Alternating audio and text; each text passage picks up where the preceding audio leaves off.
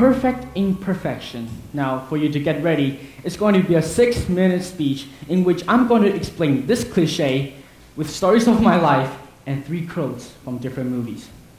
Now, first, you might be thinking, why am I speaking English? There's this Wharton guy, there's this Harvard guy. Why am I speaking English? Let me tell you why. I am showing off.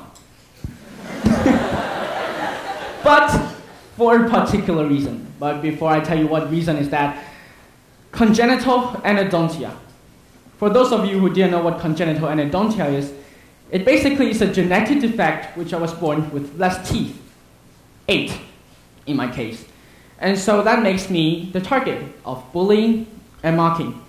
Now, some of the nicknames are actually quite creative. It's like, there's this one time when I was with a girl, and they all call her Snow White. Why? Because I'm like one of the 7 dwarfs. Or there's another time, like when the movie came out, How to Train Your Dragon. They call me Toothless. Funny, huh? And actually, it's really creative. After all these years, I take it as nothing. There was this one time I was standing in front of the mirror, and I was like, Mike, I'm going to give you a new nickname. And my head was blank. So I'm pretty sure they're really good, like those nicknames. But that's not the point. The point is that I was being set apart from groups of people. I hated to talk to people. My kindergarten life and my first 3 years of elementary school was quite miserable. And now back to showing off. Yay. Now the reason why I'm speaking English is because the motivation of imperfection. Now, the 3rd school year of my elementary school, our class voted for a representative to go outside and for an English speech contest. Now, our class voted for me, but not for honor, but for mocking. They laughed at me. I was becoming a laughingstock. Now, the worst part is the teacher agreed. And she came to me and she said, Michael, why don't you give it a try? And I was like, really? Really? English contest?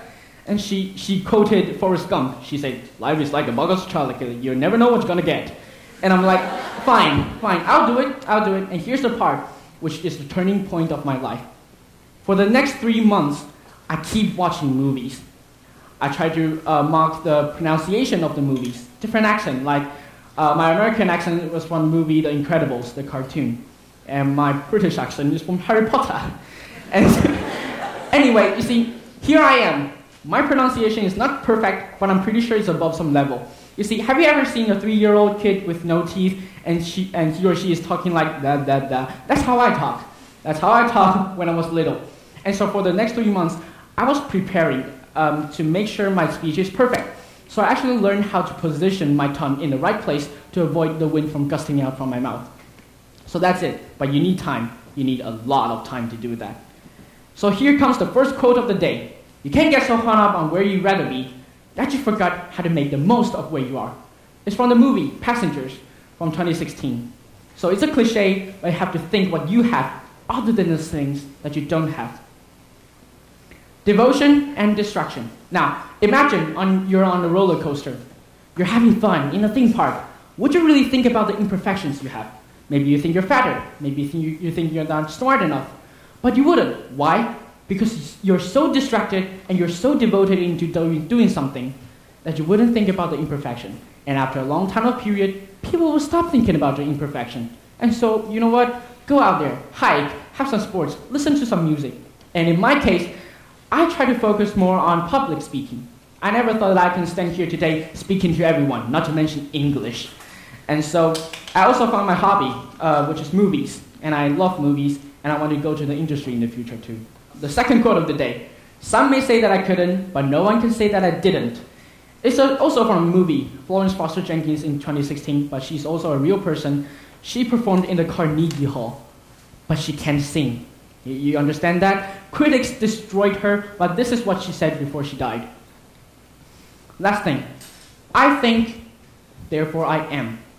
Now, this is also a cliche, but before you say this, I want you guys to think about what it really means about this one.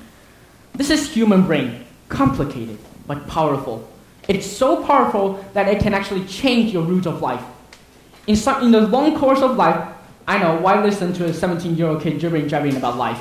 But in this long course of life, sometimes it's just a spark of inspiration that can change your whole ending of life. So please, think. Think about what you have. Don't think about what the things you don't have. That's what I do, and that's why I have some progress, which I think most of you guys can. Last quote of the day. You only get one life, and it's your duty to live it as fully as possible. It's from the movie Me Before You in 2016. You see, like I said, I have encountered some bad stuff, some barriers, and I'm pretty sure you all do. And you'll find what you're gonna do in the future at some point of your life. So yeah, live out your perfect imperfection. And one last reminder, you only live once. Thank you.